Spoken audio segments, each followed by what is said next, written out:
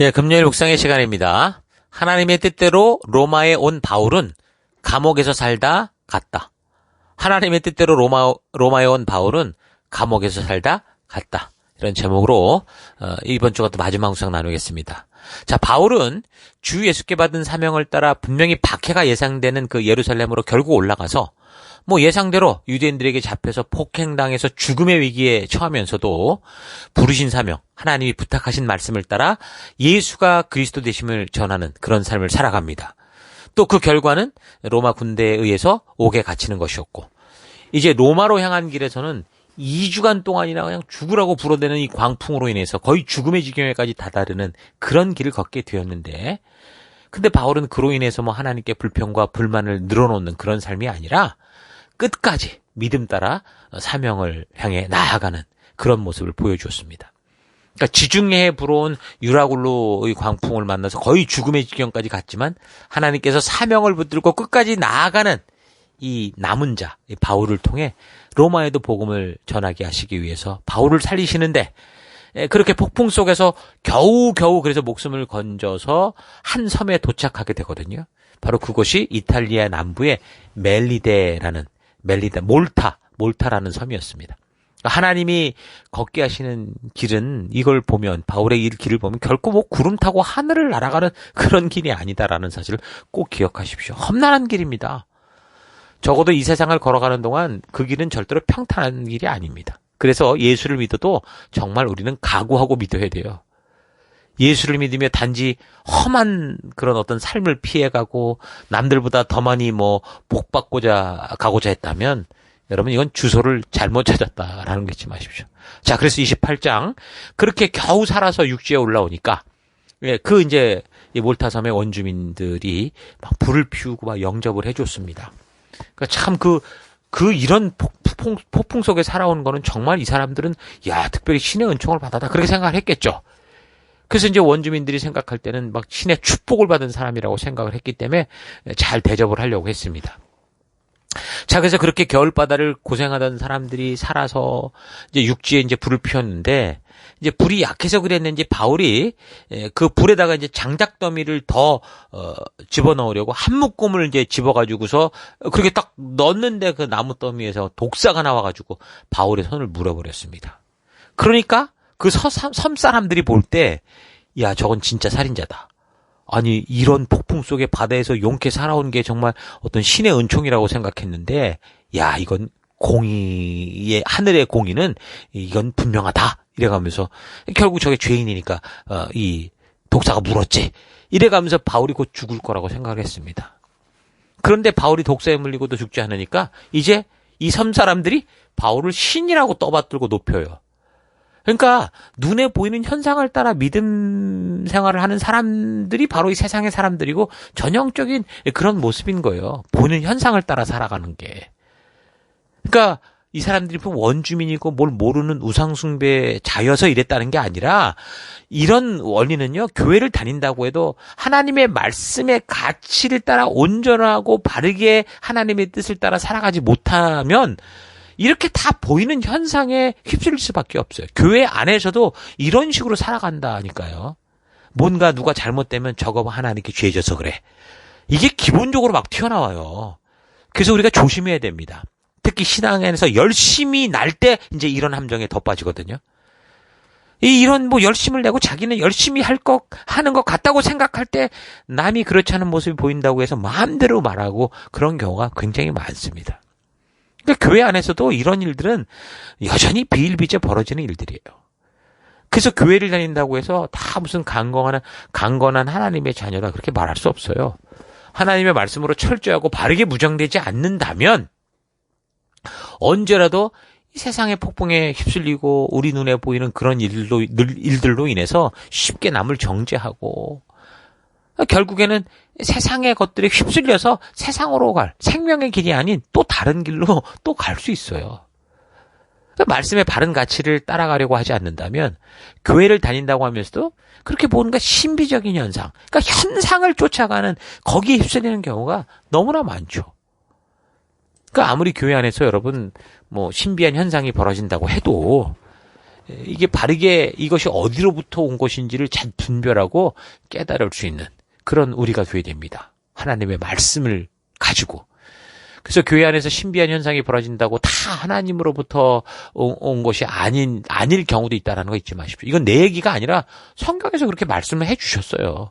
교회를 혼란하게 하는 악한 세력들이 교회에 들어올 것이고, 오히려 그런 사람들이, 그런 거짓 이 교사들이 신비한 능력으로 이 믿는 자들을 어떻게든 잡아삼키려고 할 거다. 성경이 그렇게 말하고 있잖아요. 경고하고 있잖아요. 자, 그래서 바울을 지금 어쨌든 로마의 선교 현장으로 이끄시는 하나님의 이 방법도 보면 결국 신비함이 아니죠. 자칫 믿음 없이 보면 그냥 자연스럽게 벌어진 일들이라고 생각할 정도로 하나님 그렇게 일해 오셨어요. 파손돼서 육지 가까이 와서 배가 파손되니까 당연히 살았지. 이렇게 보일 만큼 하나님이 일하시는 방법이 그래요. 그래서 여러분 이런 사실 잊지 마시고 우리가 기도하고 하나님 뜻이 이루어지는 게 무슨 막 그냥 우리가 기도했더니 나무가 퍽 꺾이고 뭐 저 북한이 확 뒤집어지고 이런 게 아니라 야 내가 기도는 하긴 했는데 저게 분명히 이 현상이 원래 바라는 대로 되긴 됐는데 이게 도대체 내가 기도를 해서 한 건지 아닌지 모를 것 같은 그런 게 진짜 기도 응답인 거야. 이런 사실 잊지 마시고 우리가 하나님의 뜻을 늘 바라보고 그 눈으로 우리가 세상을 보며 기도하고 중보하며 나아갈 때 이게 정말 내 기도 때문인지 아닌지 싶을 만큼 하나님이 그 일을 자연스럽게 풀어가신다라는 거 잊지 마십시오. 저 어찌됐든 독사에 물린 바울이 죽지도 않으니까 섬 사람들이 그를 신처럼 보게 됐다고 그랬죠. 그게 어떤 현상일까요? 마가복음을 통해 이미 우리에게 말씀하신 그 모습 그대로죠. 마가복음 16장 17절.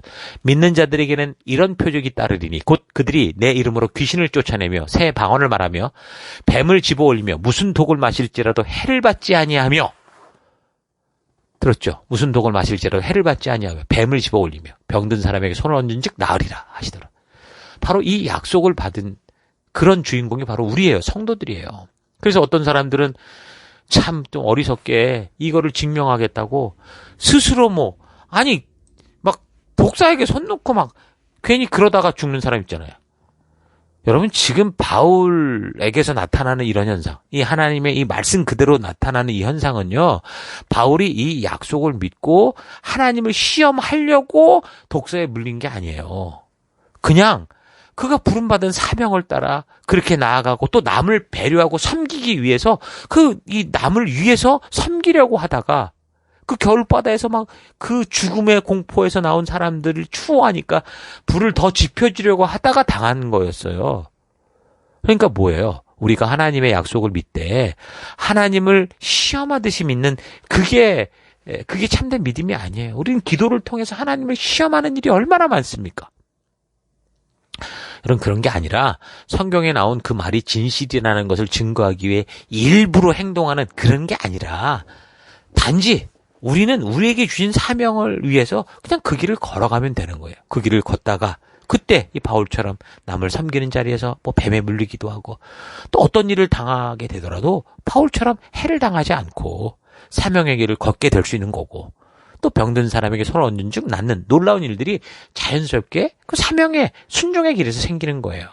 뭐 치유 집회, 이런 것만이 아니라 우리도 셀 속에서 지금 우리가 하는 게 하나님이 어떻게 하시는가 보자 이게 아니라 우리 셀 속에 있는 나의 식구가 아파하고 고통해하고 괴로워하니까 그를 위해서 기도하는 거예요. 왜요? 사명을 위해서. 이 생명이 생명 낳는 생명이 되게 하기 위한 그 사명의 길에서 우리가 그런 마음으로 중보하며 기도하며 그를 위해 함께 울 때 하나님이 놀라운 역사를 이루시는 거예요.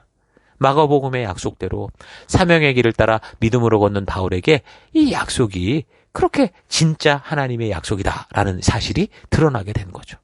독사에게 물려도 죽지 않았고 거기에다가 바울이 그 섬에서 제일 높은 사람 이 보블리오라는 사람의 아버지가 걸렸던 열병 그리고 이질까지 다 예수 이름으로 기도해서 다 고쳐버리잖아요. 병든 사람에게 손을 얹은 즉 나으리라 말씀하신 그대로 그 마가복음의 그 약속 그대로 이 죽음의 이 폭풍에서 살아나온 이때 바울을 통해 그 일들이 이루어진 겁니다.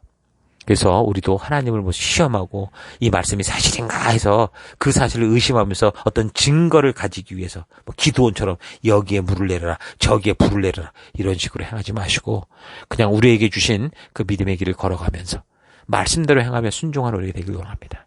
우리가 이 길을 걸었을 때 어떤 결과가 나타나든 우리는 하나님이 가라 하신 길이기에 걸어낼 수 있는 우리가 되길 바랍니다. 바울을 통해 하나님의 약속이 진실로 증거되듯 우리를 통해서도 그런 진실한 하나님의 살아있는 그 역사가 말씀대로 약속했던 그 일들이 이루어지는 역사를 우리가 볼 수 있도록 순종의 길을 걷는 우리가 되십시다.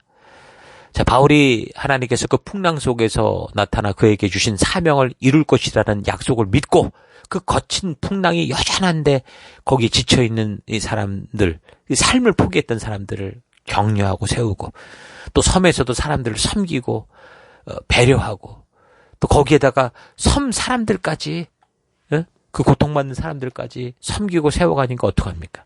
하나님이 그 순종하는 길에서 놀라운 역사를 일으키고 그렇게 되니까 이제 바울의 상황이 죄수의 신분이지만 완전히 상황이 역전되는 상황이 됩니다. 그래서 그 섬에서 거의 3개월간 있었다고 했는데 완전히 막 귀빈 대접을 받은 거죠. 선교 대회를 한 거나 마찬가지입니다. 그렇게 3개월 만에 이제 결국 로마로 갈 배가 이제 준비가 되면서 배에 탈 때 그 섬 사람들이 얼마나 뭐 정말 은총과 은혜를 받아왔는지 예수 다 믿었고 또 바울이 가는 그 배에다가 그 동행자 276명이 먹을 그 음식을 다 보충해 줬거든요. 그래서 이제 멜리데에서 이 몰타섬에서 새로 이제 연결된 다른 배를 타고 수라구사라는 데를 들리고 레기온이라는 것을 거쳐서 보디올이라는 곳으로 상륙을 하게 됩니다. 이제 바로 거기서 이제 육지를 통해서 로마로 걸어가는 거거든요. 근데 이제 여기서 어떻게 소식을 알았는지 이 배가 온 소식을 아는 이 형제들이 보디올 여기까지 마중을 와서 이제 7일을 함께 머물게 되거든요. 근데 그냥 그런가 보다 할 일이 아니에요, 이게. 왜요? 지금 바울은 미결수지만 죄인의 모습으로 끌려가고 있는 것이었거든요. 그러니까 이렇게 육지에 도착해서 그를 찾아온 뭐 친구들이 있다고 해서 바울이 뭐 이 사람들과 뭐 실컷 만나고 가고 자기 마음대로 일주일씩 뭐 이렇게 머물 그럴 상황이 아니에요. 지금 이미 폭풍으로 3개월이나 지연됐기 때문에 호송을 책임진 자로서 볼 때는 빨리 지금 로마로 이 사람들을 호송해야 될 그럴 상황이었단 말입니다. 그러나 이 호송 책임자였던 로마의 백부장 율리오도 여기에 오기까지 바울을 통해 일하시는 하나님의 역사를 본 산 증인이었잖아요. 그래서 호송 일정이 어떠하든 간에 이 바울에게 그래서 지인들을 일주일 동안 만날 수 있는 기회를 준 거예요. 그래서 그들에게 또 복음을 전하고 또 로마서를 보낸 그런 이야기들을 얘기했겠죠? 일주일 동안 뭐 했겠습니까? 그저 먹고 마시고 놀았겠습니까? 그저 우리가 어떻게 왔는지 그런 얘기만 했겠습니까? 뭐 복음의 기회를 삼았겠죠. 자, 우리 성도들도 여러분들이 함께 살아가는 어떤 공동체에서 여러분의 가정, 직장, 뭐 사업터, 뭐 모든 관계 속에서 다른 사람들이 정말 여러분을 이렇게 믿고 배려해 줄 수 있을 만큼의 그런 선한 영향력 있는 그런 인생을 살아갈 수 있기를 바랍니다. 마치 놀부처럼 제비의 다리를 일부러 부러뜨리고 뭐 좋은 보답을 얻기 위해서 일부러 막 그런 짓을 하는 그런 신앙이 아니라 정말 우리 주님이 주신 그 사명의 길에서 만나는 사람들을 진정으로 염려하고 사랑해주며 섬기는 삶을 살 때 그 진정한 영향력이 나타나는 거예요. 그래서 우리가 셀 속에서 우리 리더들이 그저 교회 올 때 잠깐 내게 맡긴 생명이 생각나고 그리고 늘 바빠서 혼자 그냥 허지부지 살다가 그렇게 오면은 요즘 지금 이 한국 사회에서 자꾸 어린아이들을 굶어 죽이고 때려 죽이고 하는 그런 일들이 많은데 여러분 그거하고 똑같은 일이나 다를 법 없다는 거 여러분 정말 우리가 심각하게 받아들여야 됩니다. 우리 셀 속에서 만나게 한 우리의 생명들을 우리가 정말 부모의 마음으로 봐야 돼요. 돌봐야 돼요. 정말 우리는 주일 예배에서 만나고 셀 모임에서 만나지만 그러나 매일매일 그들과 함께 걸어가는 그런 삶이 돼야 된다는 거 여러분 잊지 마십시오. 그런 삶이 있을 때 진정한 이 바울과 같은 영향력이 나타나게 되는 거죠. 여러분 세상 사람들이 교회와 교인을 욕하는 거는요. 우리가 복음을 전한다고 해서가 아니라 오히려 우리가 복음대로 살지 않기 때문에 욕할 경우가 많아요. 이런 사실 잊지 마시고 바울처럼 우리가 전 삶의 현장에서 진정으로 복음의 증인으로 어떻게든 살아감으로 해서 세상이 여러분을 신뢰하고 여러분들이 필요한 것을 배려해주는 그런 일들을 만날 수 있는 그런 선한 영향력을 미치는 삶 살기를 바랍니다. 교회가 욕을 먹는 것은 사실 당연한 거거든요. 근데 그것이 진정한 복음을 전하다가 욕을 먹는 건 괜찮지만 세상처럼 즐기고 먹고 마시고 뭐 비슷하게 똑같이 살아가면서 또는 세상보다 아예 못한 삶을 살아감으로 인해서 세상에서 손가락질 당하고 욕을 먹는 그런 일이 없도록 해야죠. 그래서 우리의 삶을 좀 차분히 좀 되돌아보시고 교회를 다니노라 하면서도 여러분 뭐 내가 모태신앙이야, 부모가 뭐 장로야, 뭐 부모가 뭐 권사야, 뭐 그래가면서 결국 여기서 하는 일들은 그 교인들 앞에서 그 술 한잔 마시고 물론 취하도록 마시지 않겠죠. 그런 거 쉽게 여기고 여러분 결국 그것 때문에 손가락질 당한다는 거 잊지 마십시오. 우리가 지금 말하는 건 법대로 가는 게 아니라 하나님의 말씀의 가치대로 가자고 그랬잖아요. 고린도 교회에서 그 우상의 제물의 그 원리를 보면 뭐 술, 담배를 대하고 이 세상에서 정말 뭐 논란이 많은 것들을 대할 때 우리가 어떤 가치를 가지고 내가 그걸 못해서가 아니라 내가 그것을 할 능력이 없어서가 아니라 내가 충분히 할 수 있고 이것을 내가 충분히 다스릴 수 있으나 그러나 하나님의 뜻이 그게 아니라는 걸 알기에 내가 철저히 이것들로부터 나를 지키고 하나님의 말씀의 가치를 따라 나가는 그런 우리가 돼야 되는 거. 여러분 잊지 마십시오. 자, 그래서 이제 그 보디올에서 육로를 따라서 결국 이제 로마에 도착하게 됩니다. 이때 역시 또 소식을 들은 지체들이 와서 바울을 영접하죠. 또 이때도 이 백부장 율리오가 바울을 배려하는데 원래 바울이 이제 갈 곳은 미결수 감옥으로 가야 됐었는데 오히려 이제 바울이 이제 셋집을 구해서 판결 받을 때까지 그곳에 있을 수 있도록 뭐 가택연금처럼 이제 지낼 수 있도록 이렇게 배려를 합니다. 그러니까 여기서도 하나님의 약속대로 지금 로마에 왔는데 바울이 막 하나님의 약속대로 로마에 왔더니 막 집회를 할 준비를 다 끝내가지고 로마 백성들이 다 눈이 바짝바짝해서 쳐다보더라. 그게 아니라 여전히 속박된 상황, 여전히 핍박받는 그런 삶 속에 있었습니다. 하나님이 이렇게 일하세요. 그러나 사람들이 찾아와서 바울을 섬기는 것이나 하는 일에 대해서 아무 방해받지 않도록 하셨고 또 그 집에서 사람들에게 하나님의 말씀을 가르칠 수 있는 것도 아주 자유롭게 하셨습니다. 가택연금이라는 게 어떤 자유가 없는 거잖아요. 지금 뭐 그 어딥니까? 지금 막 난리가 난 데 있었죠, 지금.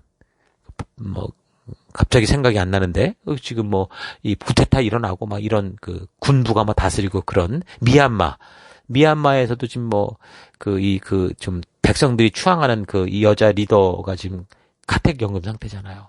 그런 거죠. 그럼 결국 아무것도 못한다라는 그런 불편함이 있는 건데, 근데 바울은 똑같은 그런 상황 속에서 그런 상황과 환경을 핑계대지 않았어요. 그 상황 속에서 주어진 증인의 사명을 감당했고 생명을 낳는 생명을 세우는 사역에 게을르지 않았고 멈춰서지 않았습니다. 그 주어진 삶의 현장에서 끝까지 자신에게 주어진 거룩한 사명, 생명을 낳는 생명을 세우는 일에 최선을 다하는 삶을 살아가는 겁니다. 28장 30절.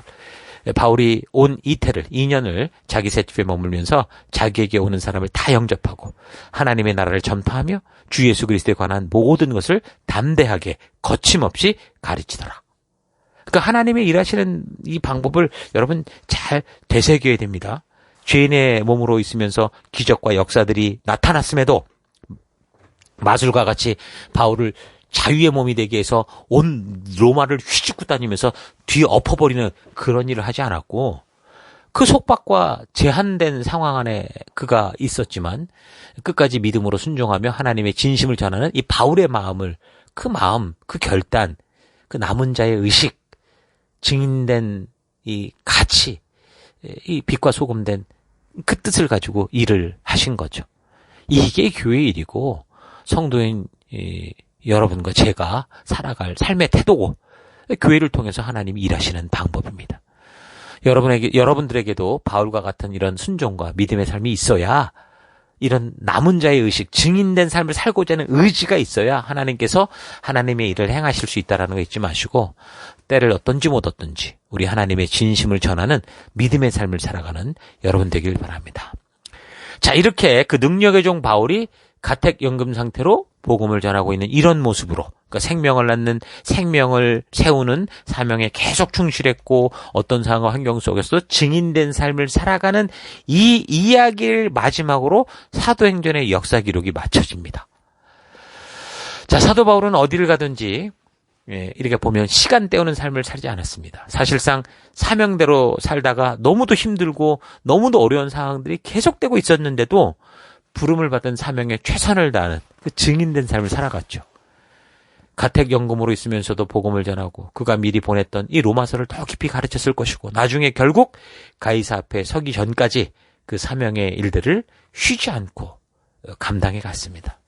여러분, 이런 모습을 보면서 사도행전을 마치는 이 역사 속에서 이런 모습을 보면서 거룩하게 구별된 성도의 삶, 하나님 아버지의 마음을 품은 리더의 삶이 어떠해야 되는가라는 거, 셀 속에서 우리는 어떻게 살아가야 되는가, 좀 바르고 온전하게 분별할 수 있기를 바랍니다.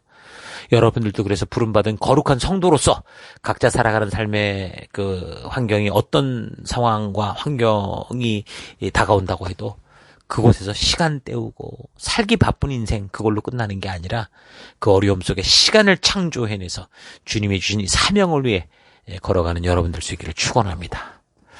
자, 그래서 이제 그렇게 로마에 가택연금이 되어 있을 때 이제 그걸로 이제 모든 게 끝난 게 아니라 계속된 사역이 이어집니다. 사도행전의 기록은 끝났으나 계속된 이 사도 바울의 이어지는 이 옥중에서의 그런 이 행적들을 우리가 살펴갑니다. 또 그곳에서 쓰게 되는 그런 편지들이 이제 옥중서신인 거죠. 그래서 이렇게 사도행전 28장이 마쳐지는데 이제 여러분들이 사도행전의 계속되는 역사, 사도행전 어떻게 보면 28장으로 끝났지만 계속되는 역사 29장을 써 나가야 될 차례인 거죠. 내가 부르신 사명을 따라 바울과 같이 믿음으로 걸어가는 삶의 이야기가 바로 사도행전 29장의 이야기. 나를 통해 어떤 거예요? 성경이 쓰여져 가는 그런 이야기다라는 거 잊지 마시고 정말 여러분의 삶의 현장에서 힘내십시다. 우리 계신 이 거룩한 생명들 사랑하고 붙들고 포기하지 말고 싸울 수도 있고 오해할 수도 있고 다툴 수도 있지만 또 때로는 우리가 어떤 생각을 따라 삐끗하고 넘어질 수도 있지만 그러나 곧 돌아섭시다. 우리 계신 그 사명을 걷는 여러분과 제가 되기를 바랍니다. 자, 오늘 하루 나는 믿음의 삶을 살아가면서 나름 겸손하고 순종하는 삶을 산다고 하는데 사실 마음 한켠에는 이렇게 내가 수고하고 애쓰면 뭔가 이 세상에서 좋은 일이 있겠지 하는 그런 이 세상에서 받을 보상의 마음으로 그렇게 하고 있지는 않은가 좀 차분히 살펴보십시다.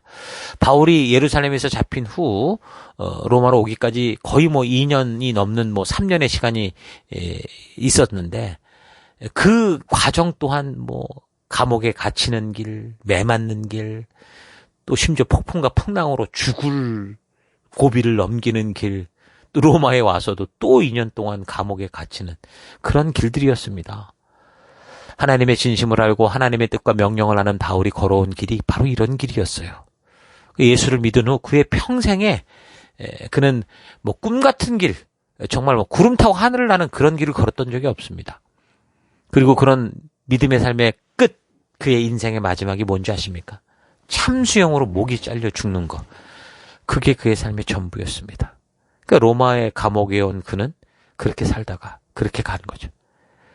바울이 조금이라도 자신의 수고와 노력을 생각하며 하나님께 보다 편하고 나은 길을 원했다면 그는 아마 이 끝까지 이 길을 걷지 못했을 겁니다.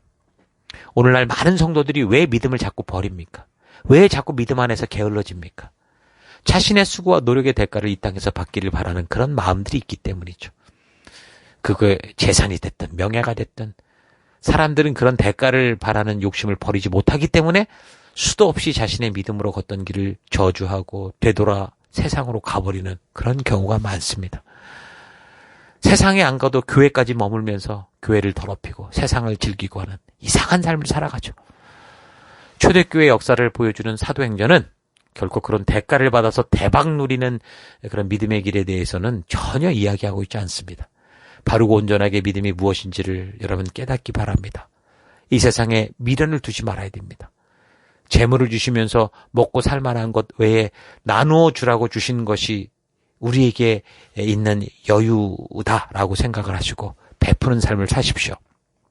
여러분의 지식에 있어서도 여러분의 건강이나 재물에 있어서도 하나님의 자녀된 백성들이 이 땅을 살아가며 넘치는 것은 모아두라고 한 게 아니라 흘리고 나누라고 하신다는 거 잊지 마시고 그런 진정으로 하나님이 찾으시는 빛과 소금된 삶을 살아가는 여러분 될 수 있기를 주의 이름으로 축원합니다. 오늘 하루도 힘내십시오. 잠시 기도하겠습니다. 하나님, 나를 하나님의 전적인 은혜로 구원하여 이 땅에서 하나님 나라를 알리는 존재로 살게 하셨는데 이 땅에서 톱이 되고 부자가 되고 높은 자가 되어서 남들이 우러러보는 삶을 살려고 그렇게 바둥거리며 살아온 것을 회개합니다. 내게 주신 것들을 가지고 나의 것을 늘리라고 하신 게 아니라 내게 주신 것을 족한 줄 알고 넘치게 주시는 것으로 함께 더불어 살아가도록 나누며 흘려보내라고 하신 이 하나님의 뜻 잊지 않고 내 지식, 내 재물, 내 시간, 내 건강을 가지고 지체들과 함께 나누며 더불어 살아가는 내가 되기 원합니다. 사도 바울의 감옥 인생이 사도행전의 끝이고 그런 바울은 그곳에서 어떤 삶을 살았는지 보여주는 것이 사도행전의 끝이다라는 거 잊지 않고 내가 선 곳에서 사도 바울의 그런 믿음의 길을 이어가는 성도된 삶, 진정한 성도다운 삶 살아가는 내가 되기 원합니다. 하나님, 우리가 이 땅을 살아갈 때 하나님 주님이 주신 그 거룩한 가치를 잊지 않고 천국의 소망을 바라보며 이 길을 걷는 우리가 될 수 있도록 인도하여 주옵소서. 오늘도 그 길을 걷기 간절히 바라옵고 예수님 이름으로 기도했습니다. 아멘.